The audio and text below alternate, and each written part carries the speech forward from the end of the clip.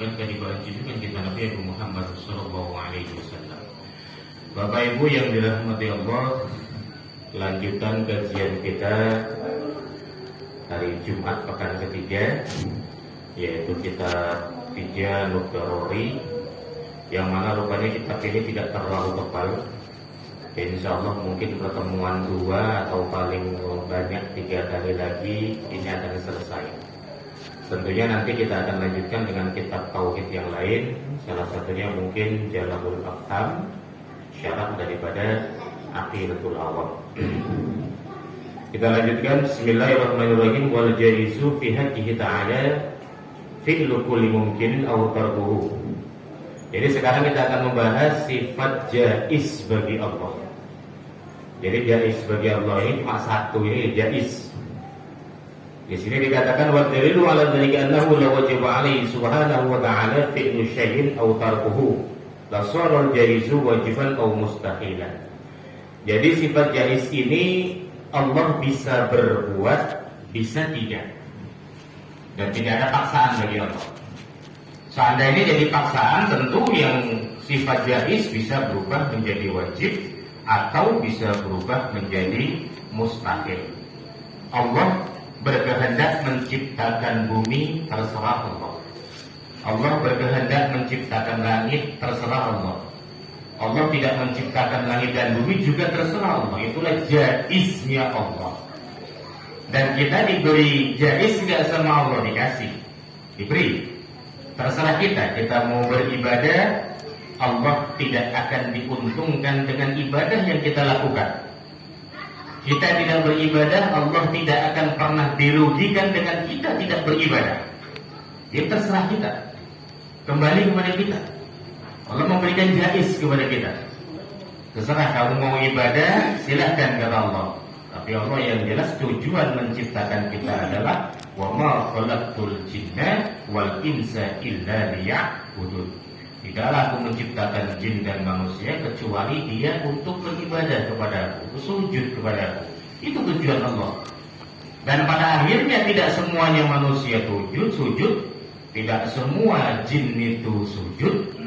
Ya itu tidak rugi. Allah tidak rugi dengan itu. Ibadah Allah tidak diuntungkan, tidak ibadah Allah tidak pernah dirugikan. Jadi Allah ada yang namanya sifat jaiz. Terserah bagi Allah mau berbuat atau tidak. Wa yajibu fi haqqi rusuli alaihi wassalam as-sidq. Jadi sifat wajib bagi Rasul, para utusan Allah. Jadi Rasul dengan Nabi ada sedikit perbedaan. Kita makna yang mudah saja, tidak perlu makna yang terlalu mendalam. Gampangnya untuk tingkatan SMP SD kalau menjelaskan, kalau dia Nabi belum tentu Rasul. Kalau Rasul sudah pasti Nabi. Dan kalau Rasul dia membawa risalah Allah, dia membawa wahyu Allah melalui malaikat Jibril alaihi salam. Kalau Nabi tidak. Nabi dia mendapatkan ajaran juga seperti nabi-nabi yang lain, dari Nabi Musa alaihissalam misalkan, dari Nabi Harun alaihissalam. Tapi kalau Musa dan Harun langsung mendapat risalah Allah melalui malaikat Jibril alaihissalam, nabi yang lain tidak. Dalam kitab Al-Muskuriyah dikatakan, dalam Sulamul Munajjah juga disebutkan, kalau jumlah nabi itu semuanya ada 124.000 orang. Semuanya 124.000 orang. Wallahu a'lam bishawab, Allah yang lebih tahu. Dari 124.000 itu ada 313 yang diangkat jadi Rasul. Yang diangkat jadi Rasul 313. Dan yang wajib kita ketahui jumlahnya hanya 25. Bagi kita orang mukallaf, kita harus tahu Rasul yang 25.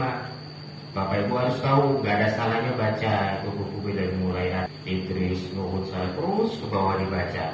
Cuman bacanya kita tidak menghafal seperti anak TK, seperti anak SD, tidak. Tapi kita baca.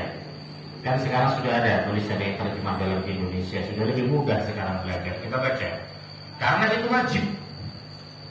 Kita ngerti 25 itu wajib hukumnya bagi orang mukallaf. Nah kalau mau lebih lagi ya kita pelajari lagi yang lain. Selain 25 ada Nabi Uzair, ada Nabi Khidir alaihissalam, ada Nabi Sid. Kita akan buka kitab Qisasul Anbiya. Di sana ada kisah-kisah Nabi semua itu dikisahkan semua. Perjalanan mereka seperti apa, Nabi Uzair seperti apa, yang pada akhirnya mereka menjadi sesembahan, menjadi berhala. Naudzubillah, karena salah penyebutnya, karena salah paham penyebutnya. Jadi awal mula penyembahan berhala itu di setelah era Nabi Nuh alaihissalam, di era Nabi Nuh. Jadi ada murid Nabi Nuh seperti nama Manat, Lata, Uzza, itu nama orang soleh itu Pak. Itu nama-nama orang soleh semua. Nama-nama orang yang taat kepada Allah saat itu. Jadi muridnya karena cintanya kepada mereka, mereka sudah tidak ada, mereka sudah meninggal. Bagaimana untuk mengenang mereka, dibuatlah semacam patung yang mirip dengan mereka. Bentuknya sama, mirip-mirip, namun dibuat patung lah seperti mereka. Karena zaman dulu belum ada larangan membuat patung, belum ada. Dibuat patung. Jadi karena muridnya ini cinta dengan gurunya, saya di lubang sebelahnya. Terus di situnya dia sholat. Bukan menyembah patung itu, bukan. Tapi karena ini kan menghargai, menghormati orang yang membimbingnya. Sholat itu sudah ada di era Nabi Adam alaihissalam, bukan di era Nabi Muhammad. Sejak di era Nabi Adam sholat sudah ada. Cuman belum ditetapkan sholat yang 5. Itu aja. Sudah ada di era Nabi Adam sholat itu. Nah ketika itu anaknya melihat rupanya. Melihat, oh bapak saya sholat di sebelah patung. Anaknya kan nggak tahu siapa patung itu yang dibuat, dia nggak kenal. Anaknya melihat. Nah, begitu terus anaknya melihat, cucunya melihat, dan terus ke bawah, putus ajaran di situ. Akhirnya menganggap kalau dulu kakek buyutnya sujud dengan patung. Akhirnya itulah awal mula adanya berhala, disembah sama mereka, padahal tidak. Makanya di era Nabi Muhammad dilarang membuat patung dan gambar yang bernyawa utuh. La taqulul malaikatu baitan fi kabun wala surah, itu kan ada keterangan. Jadi kita nggak boleh melukis gambar yang itu utuh, biasa entah hewan, entah apa, ada di dalam rumah kita, tak boleh. Jadi harus potong atau apa. Ada pertanyaan foto bagaimana? Insya Allah bisa. Nanti penjelasannya lebih detail di bab yang lain. Jadi di sini Rasul, kembali ke Rasul. Dari 125 nabi yang jumlah 125 nabi, ada 313 orang yang diangkat Rasul, 25 yang wajib kita ketahui. Dan sifat wajib yang pasti dimiliki mereka adalah as-sidqu, benar. Tidak ada Rasul itu pendusta, itu tidak ada. Dia pasti benar. Di sini dikatakan wadidu al-kadhib, dan lawan daripada sidik adalah kadhib, dusta. Wa dalilu ala dzalika annahum law kadzabu lakana khabar Allah Subhanahu wa taala kadiban wa huwa muhalun. Kalau seandainya Rasul ini pendusta, Rasul ini pembohong, tentu kabar dari Allah itu sampainya pun tak jelas. Kabar dari Allah itu pasti ada yang disampaikan yang tidak tepat. Kalau mereka itu sifatnya tidak sidik atau pendusta, dan itu muhal, mustahil, tidak mungkin. Yang pertama, Rasul memiliki sifat sidik.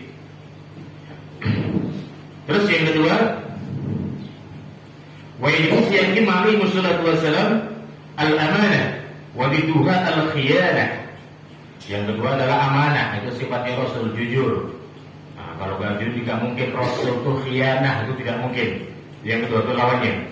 Terus wa dalilu ala tiga annahum law khanu bi fi'li muharramin aw makruhin la kunna ma'murina bi mithli dzalik wa yasihu an na'muru bi muharramin aw makruhin. Kalau ternyata Rasul ini khianat, hukum itu tidak akan jelas Pak disampaikan. Mana yang haram, mana yang makruh, mana yang mubah, mana yang sunnah. Di sini saya sisipkan sedikit ya Bu. Hukum itu dalam Islam wajib, haram, sunnah, mubah. Satu lagi Ustaz Hafiz, makruh. Dan tidak ada bid'ah di sini. Ini masih kayak tauhid, tidak ada bid'ah. Bid'ah itu bukan hukum. Jadi tidak bisa kita mengangkat sesuatu bid'ah itu menjadi sebuah hukum. Tidak, hukum itu 5. Yang itu tadi. Tidak ada hukum yang namanya bid'ah. Dia harus kita garis bawahi. Tauhid kita harus lempeng Pak, harus lurus Pak, sesuai ini Pak. Jangan aneh-aneh. Kalau toh ada sesuatu yang baru, kita tengok ada nggak manfaat, lebih banyak manfaat atau lebih banyak mudarat. Kalau lebih banyak manfaat, lakukan. lebih banyak mudarat tinggalkan. Contoh ibu tahlil, manfaatnya banyak. Satu, silaturahim, erat silaturahim. Terus makanan yang disediakan kalau orang mati itu dari mana itu makanannya? Apakah dari ahlul bait mutlak? Oh, dari ahlul bait, tapi ternyata masyarakat yang takziah itu nyumbang. Ada yang bawa uang, ada yang bawa beras, ada yang bawa apa. Dari masyarakat sekitar itu sunnah. Karena memang Rasul pernah menyampaikan kepada sahabat, buatkan makanan untuk keluarga Ja'far. Buatkan makanan untuk keluarga Ja'far karena dia sedang berduka cita. Jadi kalau seandainya kita mendoa tahlil itu yang sunnahnya itu makanan dari tetangga, bukan sohibul bait, sohibul musibah yang menyediakan, bukan. Kalaupun sohibul musibah yang menyediakan, tetangga itu yang patungan. Dan rata-rata kalau di kampung, nggak tahu kalau di sini, kalau di kampung rata-rata yang mengerjakan pun masyarakat. Saya masih ingat 2016, almarhum mertua saya, 2016 hari raya yang ke-7 meninggal beliau di Kalimantan. Itu semua pintu dikunci, semua kami di sini, nggak ada orang. Akhirnya pintu dijebol sama Pak RW di sana, dan sampai kami di sana, jenazah kami sampai di sana, semua makanan tersedia. Kami nggak tahu Pak, dari mana dana itu, mereka sokongan apa kami nggak tahu. Tiba-tiba seperti itu sunnah. Dan makan itu mesti ada malam itu boleh dikerjakan. Tapi kalau ketika sudah lepas dari 7 hari, biasanya kalau sudah 40 hari, ini sohibul musibah, gotong sendiri biasanya, nggak lagi dari tetangga. Ini yang perlu kita garis bawahi Bapak Ibu. Memang kita juga harus teliti juga, nggak mentang-mentang itu 40 hari harus kita lakukan, terus kita harus mengadakan, tidak. Harus kita tahu. Ustaz, saya ingin mengadakan di sini aja, di Nurul Amal, undang berapa orang aja, ya udah Ustaz Hafiz, Buya Musin, Pak Prapto, berapa orang itu 7 orang aja udah. Saya nggak usah undang, karena saya jauh sana. 7 orang aja udah, masih banyak-banyak. Bikin doa, bikin pas ini, pas peringatan 40, nggak apa-apa 7 itu saja. Jangan dipaksakan harus sekian puluh orang. Kalau ada, nggak apa-apa, diniatkan makanan itu untuk infak, untuk sedekah kepada almarhum atau almarhumah. Paham ya Bu ya? Jadi kalau sudah lepas dari 3 hari, ya ini kita pikir-pikir dulu. Kalau kamu 40 harinya, mau 100 harinya, apalagi ada full tahunnya, itu dipikir dulu. Jangan asal kita adakan. Orang kita sendiri pun doa tanpa mengundang masyarakat, tak salah, nggak apa. Ini terkadang di kita yang prakteknya terlalu memaksakan. Jadi saya nggak menyalahkan mutlak juga yang sedikit bid'ah, karena apa? Mereka mungkin menekan orang sedang kesusahan, lahirnya mengumpulkan anggaran untuk mengadakan kegiatan tersebut. Tapi kalau mutlak mereka mengatakan tidak, karena Rasul memerintahkan kepada sahabat untuk memberikan makanan kepada keluarga Ja'far yang saat itu sedang berduka cita. Paham ya Bu? Saya kalau 3 hari di sini, saya yakin 3 hari sampai 1 pekan, 7 hari itu dari takziah dana yang terkumpul, masyarakat yang membawa itu masih cukup. Saya yakin itu masih cukup. Tapi yang lepas dari itu yang perlu kita pertimbangkan. Ketika tidak ada anggaran, tidak perlu kita paksakan untuk melakukan, karena ujungnya kita juga yang repot. Itu seperti yang kedua. Jadi hukum dalam Islam itu cuma 5, dan tidak ada hukum yang namanya bid'ah. Makanya Rasul tidak ada yang khianat. Semua disampaikan, mana makruh, mana haram, mana mubah, mana sunnah, semua disampaikan. Dan tidak pernah Rasul di sini mengatakan itu bid'ah, tidak. Tidak ada hukum bid'ah. Bid'ah ada baru akhir-akhir tahun ini saja. Itu untuk dasar dilakukan hukum bid'ah. Tidak ada bid'ah. Memang sesuatu yang baru di era Rasul semuanya baru. Rasul nggak ada naik Pajero, ibu naik Pajero. Buya Musin naik Avanza.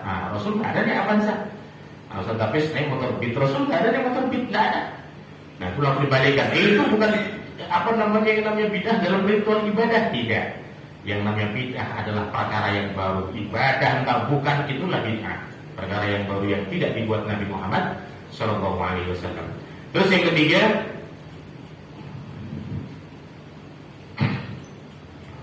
wa ibu fi akimali musallatu wassalam tablighu ma'umiru bitablihi bil khalqi wa lituhu kitmanun.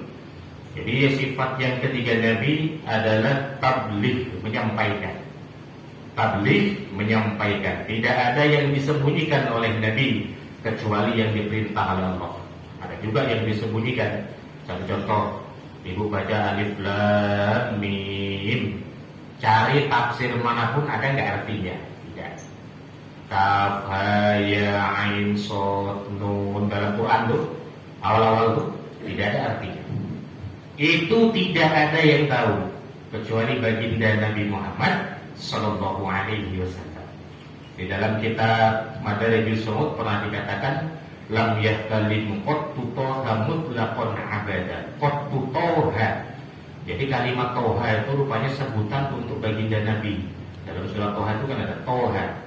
Tapi kalau makna toha itu apa kita tidak tahu. Tapi Allah menyebut Rasulullah itu toha untuk sebutan Nabi Muhammad SAW. Maka ada hal yang memang disembunyikan yang nanti akan dibuka, akan kita tahu ketika nanti di yaumul kiamah. Akan diceritakan semuanya. Alif Lam Mim artinya ini Yasin artinya ini, Nun artinya ini, akan dibuka. Tapi kalau sekarang tidak ada satupun ahli tafsir yang mengartikan itu apa artinya, tidak ada. Karena memang itu rahasia Allah yang diberikan hanya khusus kepada baginda Nabi Muhammad Sallallahu Alaihi Wasallam. Tapi yang selain itu semuanya disampaikan. Tabligh, nggak ada Nabi yang disembunyi-sembunyikan. Karena kalau seandainya itu ada yang disembunyikan, tentu kacau ibadah yang kita lakukan. Di sini dikatakan wa dalilu ala dzalika annahum law katamu syai'an mimma umiru bi tablighi lakunna ma'murina bi kitmanil ilmi wa yasihu an na'muru bi wala yasihu an na'muru bihi li'anna katima ilmu mal'unun. Jadi di sini dikatakan kalau seandainya Nabi itu menyembunyikan ilmu, disembunyikan, tidak disampaikan, di sini mal'unun, laknat. Jadi kita menyembunyikan ilmu itu terlaknat. Kalau itu tidak boleh sampaikan. Sampaikan yang hak. Cuma kadang cara menyampaikan kita itu juga kita ada caranya. Karena kalau dalam fikih atau dalam dakwah itu ada dua. Ada yang namanya fiqhul dakwah, ada yang namanya fiqhul ahkam. Kalau di dalam fikih itu ada aturannya, menjelaskan fikih yang secara hukum atau secara dakwah. Kalau ditanya Bapak Ibu, pakai jilbab hukumnya wajib atau sunnah? Secara hukum wajib, secara hukum. Tapi secara dakwah sunnah. Secara dakwah sunnah. Ini harus paham.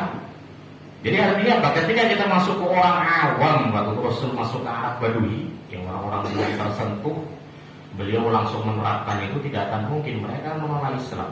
Diajarkan pelan-pelan tutup aurat yang utama, setelah itu baru tutup yang ini, bertahap, ada mustahab, sampai akhirnya tertutup semuanya. Setelah tertutup semuanya baru sampaikan ayatnya bahwasanya menutup aurat itu adalah wajib, baru disampaikan. Nah seperti itu kira-kira. Jadi kan ilmu tidak ada yang disembunyikan. Rasul semuanya disampaikan. Nah, kalau menyembunyikan ilmu adalah mal'un, sesuatu yang dilaknat oleh Allah Subhanahu wa Ta'ala. Dan yang keempat di sini, wa yajibu fi imani musallatu wassalam al-fatanah, pandai dan jelas. Wa diduha al-balada wa dalilu ala dzalika annahu law intafat anhum al-fatanah lamma qadaru an yuqimu hujjatan ala al-khusmi wa huwa muhalun. Jadi kalau seandainya Rasul ini bodoh, bagaimana dia mau berdebat? Berdebat dengan Abu Lahab, berdebat dengan Abu Jahal, mana mungkin? Abu Jahal itu ingin bukti.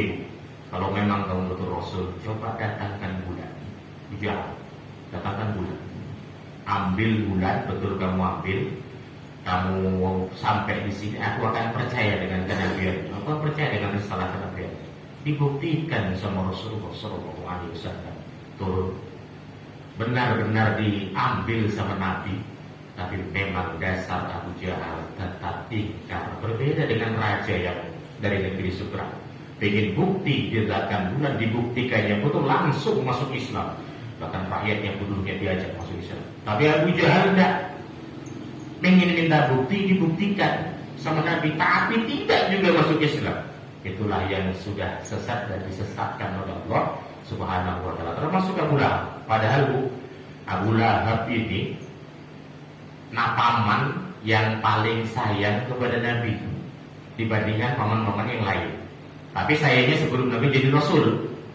Jadi Abu Lahab ini ketika beliau lahir, Rasulullah lahir, itu ada pembantunya yang namanya Sa'labah. Sebagian mengatakan namanya Syu'aibah, wallahu a'lam. Syu'aibah ya. Antara Syu'aibah atau Sa'labah, wallahu a'lam mana yang benar. Ada Syu'aibah, ada Sa'labah.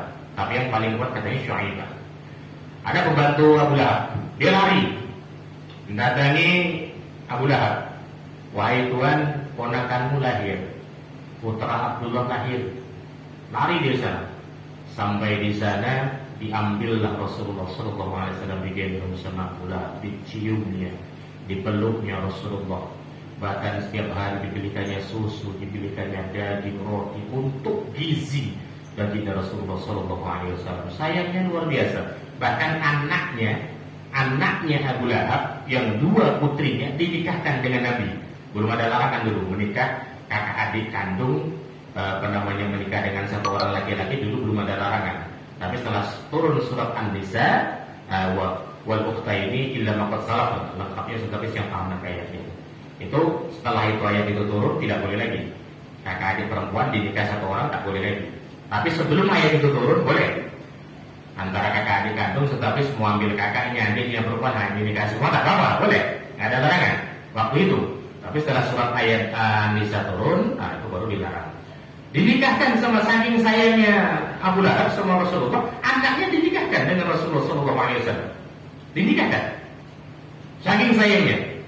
Tetapi rupanya begitu Rasul umur 40 tahun lebih 2 bulan, beliau diangkat menjadi Rasul, menerima wahyu di Gua Hira. Ikrar dia di hadapan masyarakat kita kaum Quraisy waktu itu. Disitulah berontak Abu Lahab. Saking berontaknya dia yang paling menentang sampai namanya diabadikan tabat yada abi lahabi wa tab.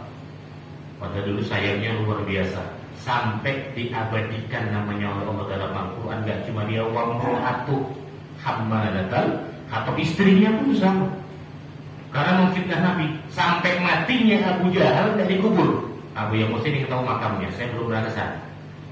Jadi kalau dalam kisah itu dikatakan Abu Jahal itu matinya gak dikubur, lempar batu sampai kebanyakan batu yang lempar terkubur dia dengan batu itu. Itu sejarah yang saya baca dalam kisah Nabi. Sejarah yang dibaca di situ. Artinya dia itu matinya Abu Lahab itu nggak dikubur, dilempar. Banyak kitab-kitab dari sejarah Islam yang menceritakan itu. Naudzubillah ibn. Tapi ibu perlu diingat, Abu Lahab laknat setiap hari Senin, rupanya siksanya diringankan oleh Allah Subhanahu Wa Taala. Bahkan sebagian mengatakan sehari Senin itu dibebaskan. Siksanya dibebaskan sehari Senin itu aja, sampai nanti datangnya hari kiamat.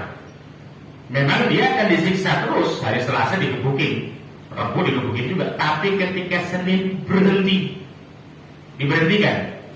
Nah ini kalau setelah dihisab di hari kiamat sudah pasti abadan abadina, selama-lama di dalam belakang waktu tidak. Jadi ketika hari Senin diberhentikan, kenapa? Ketika dia lahirnya Nabi, maulidnya Nabi, dia cinta, dia senang dengan lahirnya keponakannya Nabi Muhammad SAW. Senang dia. Makanya kalau Senin itu dibebaskan, dan Senin pun Rasulullah berpuasa. Ditanya, ya Rasul, kenapa engkau puasa hari Senin? Hadza yauma wulidtu, hari ini saya dilahirkan. Ibu kalau puasa maulid, ibu hari Rabu jangan puasa hari Rabu, Bu. Enggak. Tetap Senin ikut Nabi. Tetap hari Senin ikut Nabi. Saya pernah puasa, saya lahirin hari Kamis. Kamis Kamis Kliwon, kalau Jawa ada yang itu ya. Hari Kliwon, saya puasa hari Kamis Kliwon, enggak. Itu kalau dasar hukumnya enggak ada. Tapi kalau kita mau maulid sama seperti Nabi, hari apapun kita lahir, puasa kita hari Senin. Hari Senin kita puasa. Rasul merayakan maulid tidak merayakan dengan puasa. Jadi perayaan maulid Nabi enggak harus kita ngadakan tabligh akbar. Itu salah satu cara yang kita lakukan. Apapun bisa kita lakukan. Rasul maulid beliau dengan puasa hari Senin. Puasanya itu hari Senin. Hari yaumah maulid itu hari lahirku, kata Nabi. Makanya di saat maulid Nabi, Abu Lahab cinta dengan maulidnya Nabi, Allah Maha Adil, Allah memberikan keringanan. Beliau Abu Lahab ketika hari Senin siksanya diringankan. Kita renungkan Abu Lahab, seorang Abu Lahab yang jelas-jelas tidak menerima kerasulan Nabi Muhammad SAW, nggak terima risalah Nabi. Tapi ketika dia cinta dengan maulid, senang dengan maulid, rupanya Allah Maha Adil diberikan keringanan. Bagaimana Bapak Ibu sekalian yang nggak tinggal sholat 5 waktu, yang nggak pernah tinggal sedekah, yang nggak pernah tinggal baca Quran, nggak pernah tinggal sholat sunnah. Abu Lahab yang jelas-jelas gak sujud sama Allah, cuma maulid hari Senin didengarkan, walaupun pada akhirnya dia akan dibinasakan, tapi Allah Maha Adil, ada keringanan. Bagaimana dengan kita yang mau sujud kepada Allah Subhanahu wa Ta'ala? Makanya tidak ada hukum bid'ah. Kalau namanya maulid Nabi bid'ah, tidak. Yang tidak mau melakukan silahkan, tafadhol. Tapi kita yang melakukan tetap kita lakukan. Maulid Nabi kita dengan berselawat. Makanya pas kemarin Senin 12 Rabiul Awal kemarin kan pas maulid Nabi. Nah, itu saat itu malamnya kita sholat sunnah. Banyak kita baca sholawat. Dan kapanpun bisa lakukan. Kalau kita kepingin mendapatkan syafaat Nabi Muhammad SAW, lakukan maulid Nabi. Hadis beliau, man adzama maulidan Nabi sallallahu alaihi wasallam faqad ahya al-Islam. Barang siapa mengagungkan, man adzama, mengagungkan maulidan Nabi sallallahu alaihi wasallam, hari lahirnya atau maulidnya Nabi Muhammad sallallahu alaihi wasallam, faqad ahya al-Islam, berarti ia telah menghidupkan ajaran Islam. Paham sampai sini, Bu? Paham ya, Bu? Insyaallah ya. Ada diskusi? Nah, Bu yang musik gak usah diskusi, ibu-ibu aja. Ada diskusi, Bu? Karena saya kalau ditanya Bu yang musik jauh bingung saya jawabnya. Beliau lebih ilmunya lebih di atas saya. Kalau tidak ada diskusi sedikit kita lanjutkan. Ya, karena mungkin saya tidak sholat di saat di sini, tapi mohon maaf ya. Saya nanti langsung ke Masjid Istiqomah karena pada itu nanti ada murid nanti juga di sana, insyaallah. Kalau tidak ada sedikit lanjutkan atau diulang sedikit. Allah Subhanahu wa Ta'ala jenisnya satu, bisa berbuat, bisa tidak. Dan Allah melakukan sesuatu tergantung kepada prasangka hambanya. Paham, Bu? Allah melakukan sesuatu tergantung kepada prasangka hambanya. Ibu berprasangka baik sama Allah, Allah baik. Ibu berprasangka buruk, ya sesuai prasangka ibu. Ibu doa, ya Allah, hari ini panen sawit saya menurun. Sekalinya bagus, rupanya habis dicuri orang. Musibah apa lagi ini, ya Allah? Ini kalimat ini bahaya ya. Seolah-olah kita menyalahkan Allah. Musibah apa lagi yang menimpa saya, ya Allah? Ini kalimat ini bahaya. Orang-orang ta'ala di tauhid paling tidak berani mengucapkan ini. Jadi ketika ada musibah yang menimpa diri kita, minta tolong kepada Allah, kuatkan hamba ya Allah, kuatkan kami ya Allah. Bila sampai ini apalagi ya Allah, kemarin anak saya, sekarang suami saya, sekarang ini subhanallah. Jadi kalau kita semakin banyak mengeluh kepada Allah, ternyata ini sampai di sini batas keimananmu kata Allah. Jadi ketika kita dalam posisi sulit, maka kita serahkan kepada Allah. Para Nabi dan Rasul ketika susah, mereka tidak pernah menyebutkan kesusahannya. Nabi Yunus alaihissalam berada dalam perut ikan. Apakah dia mengeluh, ya Allah di sini saya kelaparan, di sini saya tidak makan, saya tidak bisa minum, di sini gelap, keluarkan saya dari perut ikan ini ya Allah? Tidak. Bukan itu yang dia ucapkan. Tauhidnya dulu, la ilaha illa anta. Tauhidnya dulu, la ilaha illa anta, tidak Tuhan selain Engkau ya Allah. Dan kalimatnya itu dulu. Beda sama kita. Ya Allah, sawit anjlok harga ya Allah. Langsung kita ke poin situ. Salah enggak? Tidak. Memang kualitas iman kita memang sampai di situ. Tetapi setidaknya sedikit kita lah niru Nabi. Ketika dalam kesulitan Nabi Yunus, la ilaha illa anta, tauhidnya diamankan dulu supaya dia enggak sirik, supaya dia enggak mengeluh. La ilaha illa anta, subhanaka, maha suci Engkau. Subhanaka inni kuntu minadh dhalimin. Ngakui saya adalah termasuk golongan orang-orang yang zalim. Karena kalau kita tauhidnya tidak dijaga, ketika dapat kesulitan, setan masuk, disitulah kita mengeluh, disitulah kita akan menyalahkan Allah Subhanahu wa Ta'ala atas apa yang terjadi dalam diri kita. Padahal apa yang kebaikan datang kepada kita itu dari Allah. Kalau keburukan yang menimpa kita, itu adalah sebabnya adalah dari diri kita sendiri. Naudzubillah, summa naudzubillah min. Dan kita kuatkan tauhid kita, kalimatul la ilaha illallah, jangan sampai syirik kita menghapus amalan yang sudah kita lakukan, bahkan menjadi sebab tertolaknya amal kita kepada Allah Subhanahu wa Ta'ala. Semoga kita semua